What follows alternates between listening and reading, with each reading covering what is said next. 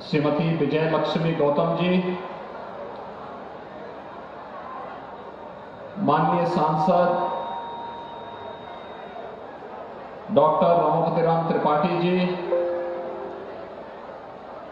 माननीय सांसद श्री रविंद्र कुशवाहा जी, माननीय सांसद श्री विजय कुमार दुबे जी, भारतीय जनता पार्टी के क्षेत्रीय अध्यक्ष और विधान परिषद के माननीय सदस्य डॉक्टर धर्मेंद्र सिंह जी, विधान परिषद के माननीय सदस्य डॉक्टर रतनपाल सिंह जी, प्रदेश सरकार के पूर्व मंत्री और माननीय विधायक श्री जयप्रकाश निषाद जी, माननीय विधायक श्री सलभमणि त्रिपाठी जी, माननीय विधायक दीपक मिश्रा जी, श्री मोहन वर्मा जी, श्री विवेकानंद पांडे जी, श्री सुरेंद्र कुशवाहा जी, डॉक्टर असीम कुमार जी, श्री मनीष जायसवाल जी, श्री विनय प्रकाश गौड़ जी, आज के इस कार्यक्रम में उपस्थित भारतीय जनता पार्टी के वरिष्ठ नेता पूर्व विधायक श्री गंगा सिंह कुशवाहा जी, जिलाध्यक्ष श्री अंतर्यामी सिंह जी, आज के इस कार्यक्रम में उपस्थित भारतीय जनता पार्टी के सभी पदाधिकारीगण, उपस्थित देवरिया जनपद के सभी भाइयों बहनों, आज हम सब यहां पर इस क्षेत्र में राष्ट्रवाद की अलख जगाने वाले गांव, गरीब, किसान, नौजवान, महिलाओं को उनका सही अधिकार दिलाने के लिए जिन्होंने अपना पूरा जीवन समर्पित किया था, ऐसे स्वर्गीय रविंद्र किशोर शाही जी की 40वीं पुण्यतिथि पर उनका स्मरण करते हुए इस भव्य समारोह के माध्यम से उनके प्रति श्रद्धा सुमन व्यक्त करने के लिए यहां पर उपस्थित हुए हैं। मैं इस अवसर पर भारतीय जनसंघ के पूर्व अध्यक्ष, उत्तर प्रदेश सरकार के पूर्व मंत्री स्वर्गीय रविंद्र किशोर शाही जी को उनकी 40वीं पुण्यतिथि के अवसर पर नमन करते हुए पूरे प्रदेशवासियों की ओर से विनम्र श्रद्धांजलि अर्पित करता हूं। भाइयों बहनों, इन्हीं महापुरुषों की तप परिश्रम का परिणाम है क्या प्रदेश के अंदर, देश के अंदर बिना भेदभाव के शासन की योजनाओं का लाभ समाज के प्रत्येक तबके को देने में हम सब सफल हो पा रहे हैं। जब कोई भारतीय जनता पार्टी या भारतीय जनसंघ के बारे में नहीं जानता था, जब राष्ट्रवाद के मुद्दे को छूना भी लोग एक प्रकार का परहेज करते थे, उस कालखंड में स्वर्गीय रविंद्र किशोर शाही जैसे महापुरुषों ने इसे गांव-गांव और घर-घर तक पहुंचाने का काम किया। आज वे भले ही हमारे बीच में नहीं, लेकिन 40 वर्ष के बाद भी जब भारतीय जनता पार्टी की केंद्र और प्रदेश में सरकार बनी, तो उन्हीं मूल्यों, उन्हीं आदर्शों का अनुगमन करते हुए गांव के लिए, गरीब के लिए, किसान के लिए, नौजवान के लिए, महिलाओं के लिए और समाज के प्रत्येक तबके के हित के लिए बिना भेदभाव के शासन की योजनाओं को पहुंचाने का कार्य किया जा रहा है। आज देवरिया जनपद में 477 करोड़ रुपए की लागत से 233 परियोजनाओं का लोकार्पण और शिलान्यास का कार्यक्रम उसी श्रृंखला का हिस्सा है। मैं देवरिया जनपद के सभी भाइयों बहनों को हृदय से बधाई देता हूं, अपनी शुभकामनाएं देता हूं। भाइयों बहनों, मैं आपका आभार भी व्यक्त करता हूं। 6 महीने पहले जब विधानसभा के चुनाव हुए थे, पूरे प्रदेश के अंदर सबकी निगाहें गोरखपुर मंडल पर थी। हर लोग जानते थे कि मुख्यमंत्री का गृह मंडल है, क्या परिणाम आएगा। मैं तब भी कहता था सबसे अच्छा रहेगा, और 28 में से 27 सीटें अकेले गोरखपुर मंडल ने दी हैं। देवरिया ने 7 में से 7 सीट दी। कुशीनगर में 7 में से 7 सीट जिता करके दी। बड़े बड़े धुरंधर लोग बन करके आए थे, लेकिन जनता ने उन्हें धूल चटा करके केवल विकास और राष्ट्रवाद के मुद्दे पर प्रधानमंत्री मोदी जी के नीतियों, मूल्यों और आदर्शों का अनुपालन करते हुए उनका आह्वान पर भारतीय जनता पार्टी के प्रत्याशियों को चुनाव जिता करके भेजा। गोरखपुर में 9 में से 9 सीट भारतीय जनता पार्टी को प्राप्त हुई, और महाराजगंज में 5 में से 4 सीट भारतीय जनता पार्टी को प्राप्त हुई। 28 में से 27 सीट अकेले भारतीय जनता पार्टी ने प्राप्त की, और इसके लिए देवरिया के सभी मतदाता भाइयों बहनों के प्रति आभार व्यक्त करना भी मैं अपना कर्तव्य समझता हूं। इसके लिए आपके प्रति कृतज्ञता ज्ञापित करते हुए आप सबको मैं धन्यवाद भी देता हूं। भाइयों बहनों, आपने समर्थन दिया, आपने वोट दिया, तो आज हम साई जी के साथ यहां पर आकर के 477 करोड़ रुपए की परियोजनाओं को लेकर के कुछ का लोकार्पण हो रहा है, कुछ कार्यों का शुभारंभ होने जा रहा है। ये सड़क से जुड़ी हुई योजनाएं हैं, शिक्षा से है, स्वास्थ्य से है, ग्राम्य विकास से है, ऊर्जा से है, पंचायती राज से है, नगर विकास से है, आम जन से जुड़ी हुई समस्या है, खेती किसानी से जुड़ी हुई समस्याएं हैं, आम जन से जुड़ी हुई समस्याएं हैं, जिनका समाधान करने के लिए राज्य सरकार ने यहां पर धनराशि दी, केंद्र सरकार ने धनराशि दी, और उस धनराशि का उपयोग यहां के समग्र विकास के लिए होगा। भाइयों बहनों, देवरिया की जब बात आती है तो पूज्य देवराहा बाबा का स्मरण हम सबके अंतःकरण में उठता है, और ये हमारे लिए गौरव की बात है कि प्रधानमंत्री मोदी के नेतृत्व में जो मेडिकल कॉलेज हम लोगों ने देवरिया जनपद को दिया, वह देवरिया जनपद का वह मेडिकल कॉलेज हम लोगों ने पूज्य देवराहा बाबा के नाम पर ही स्थापित किया है। मेडिकल कॉलेज अपने निर्माण के अंतिम चरणों में चल रहा है। जब निर्माण होगा, विशेषज्ञ स्वास्थ्य सेवाओं की पूरी गतिविधि अकेले देवरिया जनपद में ही मिलती हुई दिखाई देगी। ऐसा ही एक मेडिकल कॉलेज कुशीनगर जनपद में भी बन रहा है। गोरखपुर में एम्स का निर्माण हो गया है। महाराजगंज जनपद में पीपीपी बोर्ड पर हम लोग नया मेडिकल कॉलेज देने जा रहे हैं। अन्य जनपदों में भी मेडिकल कॉलेज बनने की प्रक्रिया तेजी के साथ आगे बढ़ रही है। सिद्धार्थनगर जनपद में स्वर्गीय माधव प्रसाद त्रिपाठी जी जो जनसंघ अध्यक्ष थे, उनके नाम पर हम लोगों ने मेडिकल कॉलेज की स्थापना कर दी है। मेडिकल कॉलेज वहां पर प्रारंभ हो चुका है। बस्ती में महर्षि वशिष्ठ के नाम पर मेडिकल कॉलेज प्रारंभ हो चुका है। गोंडा में मेडिकल कॉलेज का कार्य युद्ध स्तर पर चल रहा है।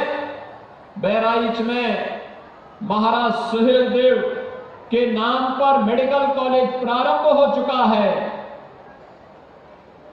ऐसे ही बलरामपुर में सदैव अटल बिहारी वाजपेयी जी के नाम पर हम लोग एक मेडिकल कॉलेज के निर्माण के कार्य को आगे बढ़ा रहे हैं। एक जनपद एक मेडिकल कॉलेज की परिकल्पना साकार हो पाई है। अन्यथा 1945 से लेकर के 2017 तक 70 वर्षों में मात्र 12 मेडिकल कॉलेज बन पाए थे और विगत 5 वर्ष में हम लोगों ने उत्तर प्रदेश के अंदर 35 नए सरकारी मेडिकल कॉलेज बनाए हैं और हमारा प्रयास है अगले 2-3 वर्ष के अंदर सभी 75 जनपदों में एक मेडिकल कॉलेज बनाकर के प्रदेश की जनता को उत्तम स्वास्थ्य की सुविधा उनके जनपद में ही उपलब्ध करवाने का कार्य करेंगे। ऐसे ही विकास की प्रक्रिया को आगे बढ़ाते हुए अभी हम लोग आए थे, मैं देख रहा था साई जी के साथ में, यहां पे कृषि पे बहुत अच्छी प्रदर्शनी लगी है। हमारा अन्नदाता किसान कितनी मेहनत करता है, लेकिन कभी कभी आपदा से उसकी जो आशाएं होती हैं उस पर पानी फिरता है, लेकिन जब सरकार साथ में खड़ी हो आपदा आपका बाल बांका नहीं कर पाएगी। और इसलिए अभी हाल ही में अतिवृष्टि और बाढ़ के कारण किसान भाइयों को बहुत नुकसान उठाना पड़ा। जो लोग बाढ़ की चपेट में आए थे उनके लिए हम लोगों ने आपदा राहत कोष से भरपूर सहायता उपलब्ध करवाने के लिए जिला प्रशासन को पहले ही निर्देश दिया है। हर पीड़ित तक राशन किट पहुंचना चाहिए, शासन की राहत सामग्री पहुंचनी चाहिए और जिन अन्नदाता किसानों को फसल का नुकसान हुआ है उसका आकलन करके समय पर भेज दें, हम उनका भी मुआवजा देने का काम प्रदेश सरकार और केंद्र सरकार, डबल इंजन की सरकार वहां पर एक कंपनसेशन भी उन किसानों को उपलब्ध करवाने का कार्य करेगी। भाइयों बहनों, उत्तर प्रदेश देश का सबसे उर्वरा भूमि है कृषि की दृष्टि से, सबसे अच्छी भूमि भी हमारे पास और सबसे अच्छा जल संसाधन भी हमारे पास। जल संसाधन तो ये देवरिया कुशीनगर में तो स्थित 10 फुट पर पानी मिल जाता है। अनुमान करिए देश के अंदर बहुत सारे क्षेत्र ऐसे हैं जहां 400-400 फीट तक लोग जाते हैं तब भी पानी नहीं मिलता और यहां 10 फुट पर पानी मिल जाता है। पर्याप्त जल संसाधन है, कोई कमी नहीं है, हम केवल उसका उचित नियोजन कर लें। इतनी अच्छी भूमि है, हम तकनीक को अपना लें। ये प्रदर्शनी जो यहां पर लगाई गई है उसी तकनीक और अच्छे बीज के लिए, आधुनिक तकनीक और आधुनिक बीज को लेकर के है। और जब इन सब को लेकर के हम कार्य करते हैं तो भाइयों बहनों यही कार्य एक नई पहचान दिलाता है। जैसे गोरखपुर की एक महिला काश्तकार ने 1 हेक्टेयर खेत में 80 कुंटल गेहूं का उत्पादन किया। देवी नाम की गोरखपुर की महिला कितनी बुजुर्ग थी, जंगल तोड़िया की, मंच पर अभी आई थी, उनका सम्मान हुआ।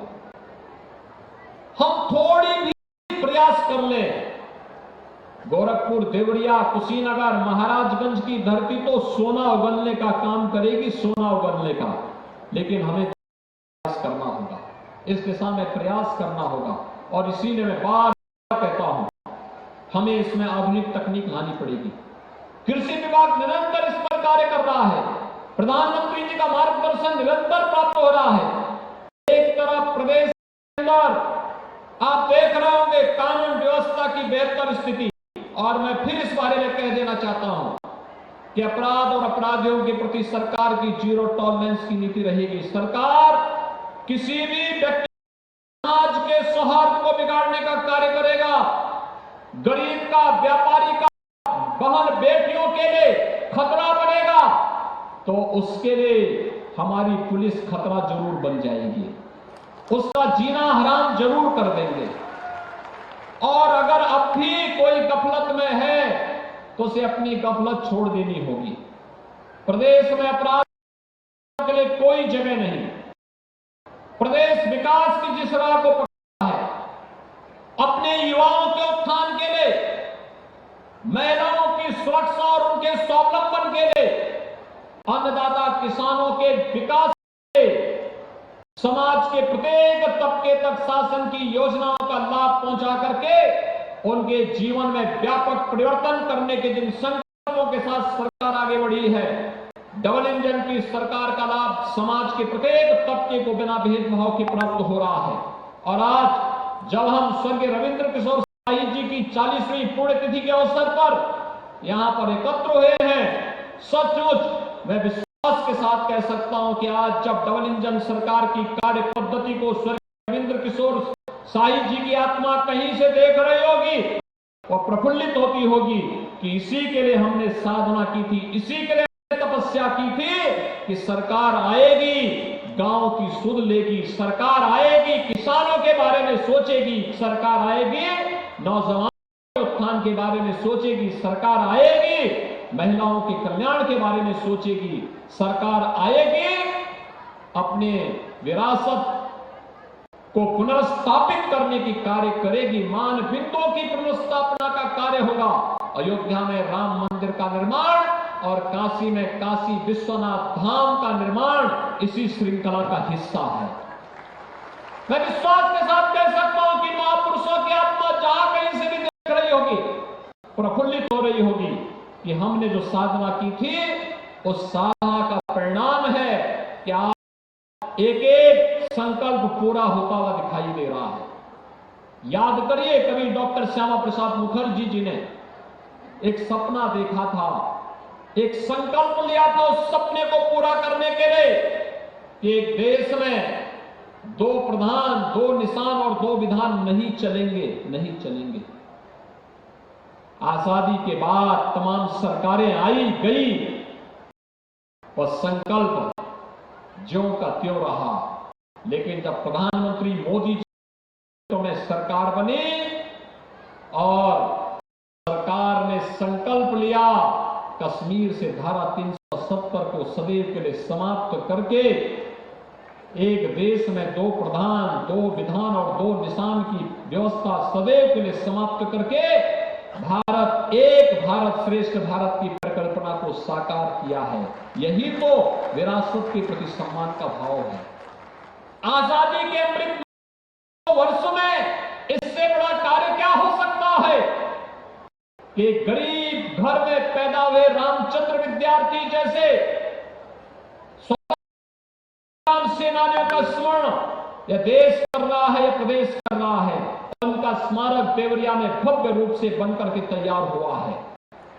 इससे बड़ी श्रद्धांजलि क्या हो सकती है कि हम आजादी के अमृत वर्ष में देश के लिए अपने आप को समर्पित करने वाले इन क्रांतिकारियों को, इन स्वतंत्रता संग्राम सेनानियों का पुण्य स्मरण कर सकें, उन्हें अपनी श्रद्धांजलि अर्पित कर सकें। और आज का यह पुण्य अवसर हम सब के लिए है, जब पत्थरदेवा में आकर के हम लोगों ने इन कार्यक्रमों के साथ जोड़ करके इन कार्यक्रमों को आगे बढ़ाया है। यहां पर साई जी भी कह रहे थे एक कॉलेज में, वहां पे कुछ साइंस ब्लॉक के बारे में प्रस्ताव आप दीजिए, हम जरूर उसको करेंगे। यहाँ पे पिछली बार आपने कुछ डिग्री कॉलेज की मांग की थी, डिग्री कॉलेज मुझे बहुत अच्छा लगा कि आपने समय सीमा के करके तैयार भी कर दिया है। अब जल्दी से उसमें प्रयास होना चाहिए, पाठन का माहौल हो, नई शिक्षा नीति के तहत वहां पर कार्यक्रम आगे बढ़े और राष्ट्रीय शिक्षा नीति को लागू करते हुए देवरिया जनपद के और पत्थरदेवा क्षेत्र के नौजवानों को उच्च शिक्षा की उत्तम व्यवस्था का केंद्र वहां पर विकसित हो सके, इस दिशा में हम सबको प्रयास करना होगा। भाइयों बहनों, बहुत कुछ है करने के लिए, और हम लोगों ने पहले भी कहा है कि देवरिया और कुशीनगर की धरती तो सोना उगलने का काम कर सकती है। यहां पर हमें उस प्रकार की सुविधा के लिए अपने आप को तैयार करना होगा। खाद्यान्न, दुनिया में खाद्यान्न का संकट आने वाला है। हमारे किसान को आधुनिक खेती के तकनीक और खासतौर पर प्राकृतिक खेती की ओर जाने के लिए तैयारी करनी चाहिए। प्राकृतिक खेती गौ आधारित खेती है, इसमें कम लागत में अधिक उत्पादन है। अतिवृष्टि या फिर अनावृष्टि का उस पर बहुत प्रभाव नहीं पड़ेगा, लेकिन उत्पादन बहुत अच्छा होगा। विष मुक्त खेती होगी, मार्केट में दाम अच्छा मिलेगा और दुनिया के मार्केट में भारत का खाद्यान्न छा जाएगा। और दुनिया के मार्केट में अगर यहां का चावल, यहां का गेहूं, यहां का तिलहन, यहां का दलहन, यहां की सब्जी, यहां का फल अगर जाता है तो एक्सपोर्ट करने के बाद जो आमदनी होगी वह देश की तो आमदनी होगी। यहाँ पर आर्थिक रूप से समुन्नत होगा, मजबूत होगा। उस दिशा में हमें प्रयास करने होंगे, एफपीओज के गठन करने होंगे, उस दिशा में प्रशिक्षण देना होगा, उसको तेज करना होगा। कृषि विभाग ने इस दिशा में बेहतर कार्य आगे बढ़ाया है और उसके लिए आवश्यकता पड़ती है अच्छे सेंटर ऑफ एक्सीलेंस की स्थापना का, उसके लिए आवश्यकता पड़ती है तो नए विश्वविद्यालयों के निर्माण का, क्योंकि राष्ट्रीय शिक्षा नीति में हर जनपद में एक विश्वविद्यालय भी बनना है और उन विश्वविद्यालयों की स्थापना की दिशा में भी हमें प्रयास करना चाहिए। अब आवश्यक नहीं कि हम किसी एक विषय को लेकर के विश्वविद्यालय बनाएं, अब तो हर विश्वविद्यालयों में हर प्रकार के पाठ्यक्रम एक साथ भी प्रारंभ हो सकते हैं और उन कार्यक्रमों को एक साथ आगे बढ़ा करके हम लोग अपने नौजवान के सामने देश और दुनिया के लिए अनेक अवसर प्रदान कर सकते हैं। स्किल डेवलपमेंट उसमें एक क्षेत्र हो सकता है, खाद्यान्न उत्पादन में अच्छी तकनीक के माध्यम से आगे बढ़ाने का कार्य हो सकता है, पशुपालन के माध्यम से उन्नत किस्म का भारतीय नस्ल के गोवंश और भैंसों की अच्छी किस्मों को आगे बढ़ा करके उसके माध्यम से भी हम दुग्ध उत्पादन में किसान की आमदनी को कई गुना बढ़ाने का कार्य कर सकते हैं। मुझे पूरा विश्वास है आप इस प्रदर्शनी से प्रेरणा लेंगे और इसके माध्यम से बहुत कुछ आपने किया भी होगा। जो आपने किया है आप बताएंगे कृषि विभाग को, जो आप पे कमी है वह कृषि विभाग आपको सहयोग करेगा और आप देखेंगे एक साथ मिलकर के व्यवस्था आगे बढ़ेगी। आज के इस अवसर पर मैं एक बार फिर से देवरिया जनपद को विधानसभा चुनाव में सहयोग करने के लिए सातों की सातों सीटें भारतीय जनता पार्टी की झोली में डालने के लिए हृदय से आभार व्यक्त करता हूं। मैं 477 करोड़ रुपए की लागत की इन सभी परियोजनाओं के लिए श्री सूर्य प्रताप शाही जी, यहां के माननीय सांसदगण, यहां के माननीय विधायकगण, यहां के सभी माननीय विधान परिषद के सदस्यों को, सभी जनप्रतिनिधियों को हृदय से बधाई देता हूं, जनपद वासियों का अभिनंदन करता हूं। ये दीपावली का एक लघु उपहार है, अभी इससे बड़े उपहार देने के लिए हम लोग बाद में आने वाले हैं। अभी आज चूंकि शाही जी की पुण्यतिथि थी इसलिए हम लोगों ने कहा कि जल्दी जल्दी में कार्यक्रम में पहले भागीदार बनकर के इन कार्यक्रमों का एक बार हो जाएगा। बड़े कार्यक्रमों के साथ हम लोग फिर से यहाँ पर आएंगे। मैं इस अवसर पर एक बार फिर से आप सबको दीपावली की मंगलमय शुभकामनाएं आप सबके प्रति व्यक्त करता हूँ। स्वर्गीय रविंद्र किशोर शाही जी को उनकी 40वीं पुण्यतिथि पर विनम्र श्रद्धांजलि अर्पित करते हुए अपनी पार्टी को यहीं पे विराम देता हूँ। धन्यवाद। जय हिंद, जय जय श्री राम। अधिकांश लोगों की धारणा है कि आयुर्वेदिक इलाज स्लो और लंबा होता है।